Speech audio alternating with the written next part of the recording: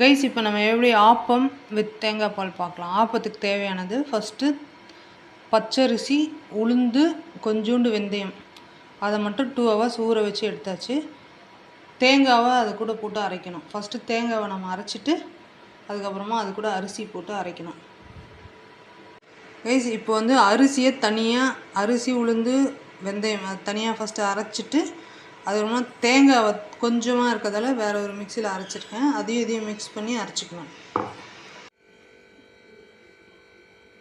Guys இப்போ நல்லா அரிசி அரைச்சாச்சு. இப்போ நம்ம அது கூட தேங்காவை மிக்ஸ் பண்ணிக்கலாம். ஏன்னா தேங்காய் கொஞ்சமாக இருக்கிறதுல சின்ன மிக்சியில் அரைச்சி இது சேர்த்து மிக்ஸ் பண்ணிக்கலாம். கைஸ் இப்போ மாவு நல்லா அரைச்சாச்சு. ஆப்ப மாவு ரெடி. இதில் ஆப்ப சோடா எதுவுமே சேர்க்க வேண்டாம். காலையில் புளிச்சோன்னா உப்பு சேர்த்தா மட்டும் போதும். ஆப்ப சோடா சேர்க்க வேண்டாம். அப்படியே ஃப்ளஃபியாக வரும் ஆப்பம். கைஸ் இப்போ நேற்று அரைச்ச ஆப்ப மாவு அழகாக ரெடி ஆகிடுச்சு. இதில் உளுத்தம்பருப்பு, பச்சரிசி, வெந்தயம் மட்டும்தான் சேர்த்துருக்கு. ஆப்ப சோடா சேர்க்கலை. அது கூட நமக்கு தேவையான அளவு உப்பு போட்டு நல்லா கலக்கிக்கணும்.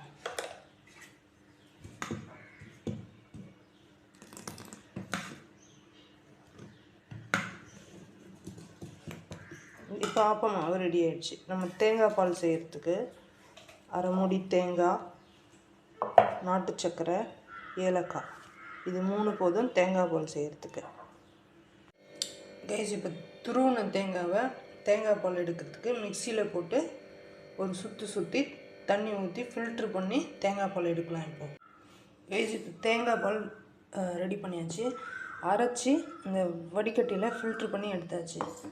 இப்போ இந்த தேங்காய் பால் கூட தேவையான அளவு நாட்டு சர்க்கரையை சேர்த்துட்டு நல்லா கலக்கிடுவாங்க. அப்புறம்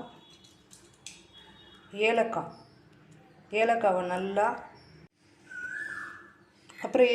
நல்லா இப்படி பொடி பண்ணி அதில் போட்டுப்பாங்க.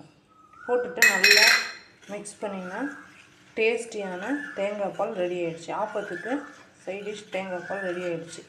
இப்போ இந்த வேஸ்ட்டு தேங்காயோடைய வேஸ்ட்டு நம்ம செடிக்கு ஏதாவது யூஸ் பண்ணிக்கலாம். கைஸ் இப்போ ஆப்பம் ஆப்ப பேன் சூடாகிடுச்சு. ஒரு 1.5 கரண்டி மாவு ஊற்றிக்கோங்க. இப்போ அதை ஃப்ளவர் மாதிரி வரத்துக்கு இப்படி அழகாக இப்படி ஒரு 5 சைடு இப்படி திருப்புனீங்கன்னா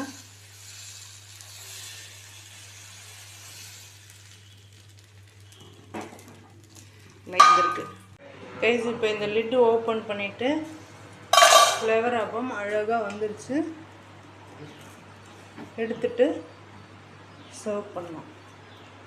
இப்போது இதோட அந்த ஃப்ளவர் ஆப்பம் ஷேப் வந்துருச்சு. நடுவில் ஃப்ளஃபியாக வந்திருக்கு பாருங்கள். இதில் ஆப்ப சோடாவே போடாமல் அழகாக ஃப்ளஃபியாக வந்திருக்கு. இது கூட நம்மளோட டேஸ்டியான தேங்காய் பாலை ஊற்றி, தேங்காய் பால் ஏன் இந்த கலரில் இருக்குன்னா அது நாட்டு சக்கரை போட்டதால் அந்த கலரில் இருக்குது. தேங்காய் பால் ஊற்றி 1 நிமிஷம் ஊற வச்சுட்டு அதை நல்லா இப்படி எடுத்து சாப்பிட்டிங்கன்னா டேஸ்டியான ஆப்பம் வித் தேங்காய் பால் சூப்பராக ரெடி ஆச்சு. நீங்களும் வீட்டில் ட்ரை பண்ணி பாருங்கள். தேங்க்யூ.